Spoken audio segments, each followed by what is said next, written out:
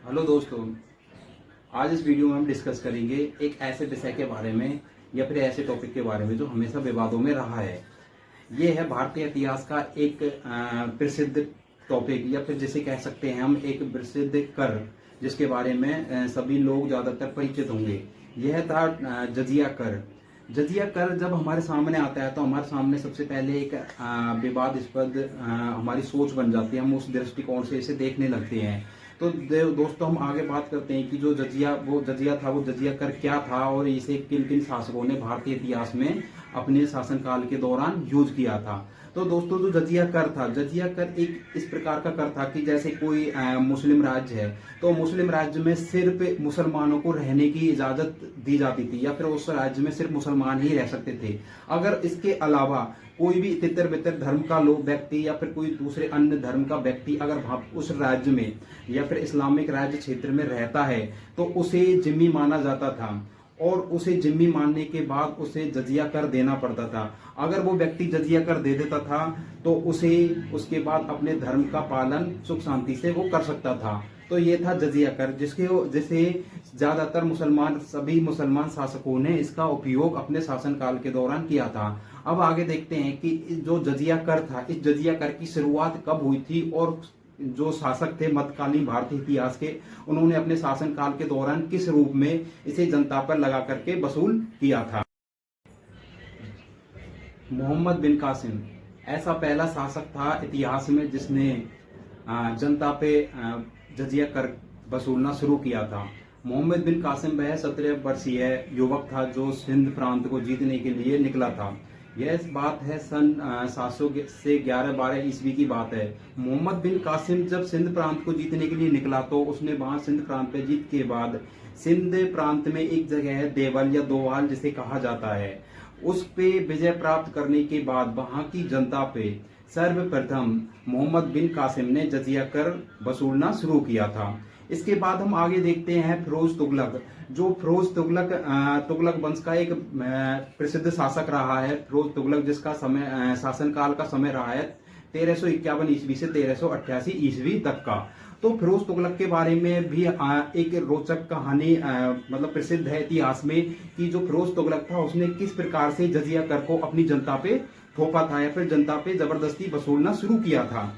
तो देखो, फिरोज तुगलक के बारे में जो कहानी है वो इस तरीके से है। फिरोज तुगलक ने सर्वप्रथम जजिया कर को दिल्ली के हिंदू वर्ग पे, ठीक है, हिंदू वर्ग पे शुरुआत की इसने। तो हिंदू वर्ग जो था उसको 3 भागों में इसने डिवाइड किया था।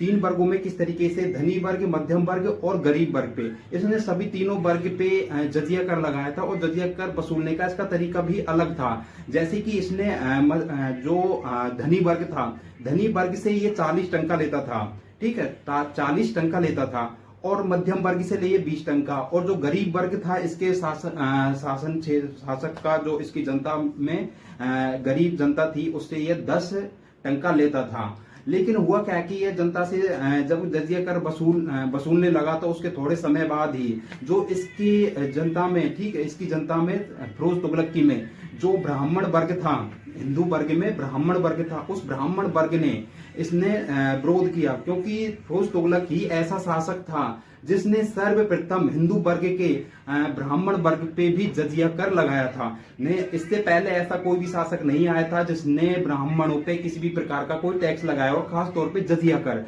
अब जब ब्राह्मणों पे जजिया कर लगाना शुरू किया फिरोज तुगलक ने, तो इससे जो ब्राह्मण वर्ग था वो पूरी तरीके से बौखला गया और उसने इसका पूरी तरीके से विरोध किया। पर फिरोज तुगलक पे इस चीज का कोई असर नहीं हुआ। इसके बाद ब्राह्मणों ने आत्मदाह की भी धमकी दी फिरोज तुगलक को। फिरोज तुगलक फिर भी टस से मस ना हुआ। इसके बाद जो ब्राह्मण वर्ग था वो आंदोलन पे, मतलब कि आंदोलन करने लगा। तो ब्राह्मण वर्ग है वो आंदोलनों पे इस तरीके से आ गया कि भूख हड़ताल उन्होंने जारी कर दी। और उस भूख हड़ताल का भी जो कहते हैं कि फिरोज तुगलक पे कोई असर नहीं हुआ। फिर जो फिरोज तुगलक का जो सलाहकार था उसने सलाह दी कि ब्राह्मण वर्ग को इसमें कुछ रियायत दी जाए, क्योंकि जो ब्राह्मण वर्ग है वो बहुत ज्यादा इस तरीके से बौखला गया है कि इसको शांत करना, मतलब कि आपके खिलाफ ये विद्रोह करने में कहीं आगे सफल ना हो जाए, इस तरीके की रणनीति बना ना ले कि आपके लिए कहीं कोई हानि का एक विषय बन जाए, हानि का कोई विवाद बन जाए आगे जाकर के। तो इससे जाकर के फिरोज तुगलक ने क्या किया कि जो ब्राह्मण वर्ग था उसको जजिया कर में छूट देने का निर्णय लिया। और उसने जजिया कर को किस तरीके से छूट दी ब्राह्मण वर्ग को, कि ब्राह्मण वर्ग से पहले 40 टंका लिया जाता था जजिया कर के रूप में। ठीक है, तो उसको क्या किया, उसने 40 टंका को घटा करके और 10 टंका कर दिया। मतलब कि जो क्योंकि ब्राह्मण वर्ग उस समय पे धनी वर्ग था, तो धनी वर्ग से भी वही जो उसने कैटेगरी डिवाइड की थी धनी, मध्यम और गरीब वर्ग की, तो उसी में ही जो धनी वर्ग था उसमें ब्राह्मण वर्ग आता था, तो ब्राह्मण वर्ग से भी वो 40 टंका लेता था।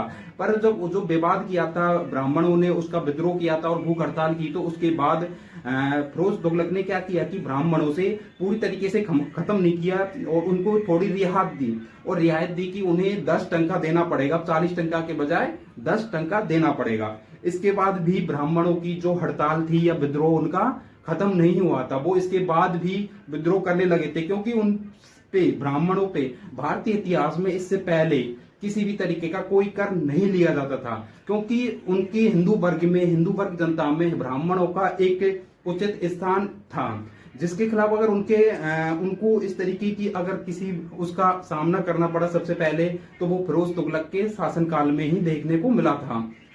इसके बाद क्या होता है दोस्तों कि जो फिरोज तुगलक था, जब भी उनसे वो 10 टंका लेता था, इसके बाद भी उनकी हड़ताल जारी नहीं होती, तो आगे जाकर के क्या होता है कि जो वहां का धनी वर्ग होता है, दिल्ली का जो धनी वर्ग था, उस धनी वर्ग ने क्या किया कि फिरोज तुगलक शासक के जो था उसके सामने एक शर्त रखी, कि एक कंडीशन रखी कि इसका हम जो धनी वर्ग है, उसने कहा कि जो ब्राह्मणों के हिस्से का जो जजिया कर है वो हम देंगे और ब्राह्मणों को पूरी तरीके से मुक्त किया जाए जजिया कर से।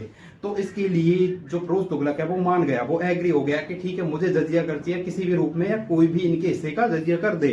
तो इसके बाद ब्राह्मणों को जजिया कर से मुक्ति मिली, और वहां की जो जनता थी दिल्ली की, उस दिल्ली की जनता थी या जो धनी वर्ग था, उसने ब्राह्मणों के हिस्से का जजिया कर देना शुरू किया था। इसके बाद देखते हैं कि हम जब नेक्स्ट अगले शासक आते हैं लोधी वंश का जो प्रसिद्ध शासक रहा है सिकंदर लोधी, उसने भी जजिया कर को, जो उसकी जनता थी उस जनता पे उसने जजिया कर लगाया था, जिसका शासनकाल रहा है 1489 से लेकर के 1517 ईस्वी तक का।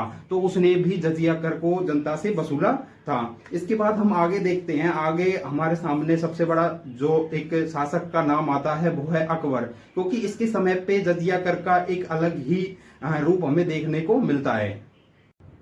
दोस्तों, हम अकबर से पहले एक और शासक के बारे में बात करते हैं, जो बहमनी साम्राज्य का शासक था अलाउद्दीन हसन, जिसका शासनकाल रहा 1347 ईस्वी से 1358 ईस्वी तक का। यह भारतवर्ष का पहला मुसलमान शासक था जिसने जजिया कर का विरोध किया था और अपनी जनता से जजिया कर न वसूलने का इसने ऐलान किया था। यह भारतीय वर्ष का सब पहला मुसलमान शासक था जिसने भारतीय जनता से या अपनी जनता से इसने जजिया कर न लेने का ऐलान जनता में किया था। इसके बाद हम देखते हैं कि जो कश्मीर के सिकंदर शाह था, कश्मीर पे सर्वप्रथम जजिया कर लगाने वाला शासक था, और कश्मीर का अकबर जैनुद्दीन के नाम से प्रसिद्ध, जिसका शासनकाल 1320 ईस्वी से लेकर के 1420 ईस्वी से लेकर के 1470 तक रहा। इसने जजिया कर का विरोध किया था। इसके बाद देखते हैं कि हम गुजरात पे सर्वप्रथम जजिया कर लगाने वाला शासक अहमद शाह था। गुजरात में सर्वप्रथम जजिया कर लगाने वाला शासक अहमद शाह था। इसके बाद हम देखते हैं कि शेरशाह सूरी ने भी अपने शासनकाल के दौरान जनता से जजिया कर वसूला था। यह जजिया कर को दूसरे रूप में वसूलता था। जजिया कर का नाम इसके शासनकाल के दौरान नगर कर संज्ञा नाम से जाना जाता था। इसके बाद हम देखते हैं कि अकबर ने सन 1564 ईस्वी में जजिया कर को पूरी तरीके से खत्म कर दिया था। इसके बाद 1575 ईस्वी में अकबर ने जजिया कर को पुनः शुरुआत कर दी थी इसकी। इसके बाद फिर से 1579 में हम देखते हैं कि अकबर इसे पुनः समाप्त कर देता है। इसके बाद जजिया कर मुगल काल में वसूला नहीं जाता। उसके 100 साल बाद हम देखते हैं कि जब औरंगजेब का टाइम आता है, तो औरंगजेब अकबर के 100 साल बाद, जैसे अकबर ने 1579 में इसको खत्म किया था, उसके 100 साल बाद औरंगजेब ने 1679 में जजिया कर को पुनः लागू कर दिया था और जनता से वसूलना शुरू कर दिया था। इसके बाद हम देखते हैं कि जो जजिया कर है ये औरंगजेब के बाद में भी लागू रहा था। फर्रुखसियर मुगल शासक ने 1713 ईस्वी में जजिया कर को समाप्त कर दिया था, परंतु 1717 ईस्वी में पुनः लागू कर दिया था। इसके बाद देखते हैं कि मोहम्मद शाह रंगीला 1720 ईस्वी में राजा सवाई जयसिंह के कहने से या उसके अनुरोध करने पर जजिया कर को पूरी तरीके से समाप्त कर दिया था। विधिवत रूप से जजिया कर को पूरी तरीके से समाप्त कर दिया था। इस प्रकार से 1720 ईस्वी में जाकर के जजिया कर पूरी तरीके से भारतीय इतिहास में समाप्त हो गया था। इसकी जो शुरुआत थी मोहम्मद बिन कासिम ने 8वीं ईस्वी की शुरुआत में की थी और यह 18वीं शताब्दी की शुरुआत में जाकर के जजिया कर समाप्त हुआ। इतने लंबे टाइम तक यह हिंदू वर्ग से वसूला गया था जजिया कर। तो दोस्तों आज का हमारा टॉपिक था जजिया कर, जिसके बारे में जजिया कर का इतिहास, जिसके बारे में हमने जानने की कोशिश की। और अभी तक आपने हमारे चैनल को सब्सक्राइब नहीं किया तो आप चैनल को सब्सक्राइब कर ले और इसके बाद इसी तरीके के वीडियो आपके सामने अपडेट होते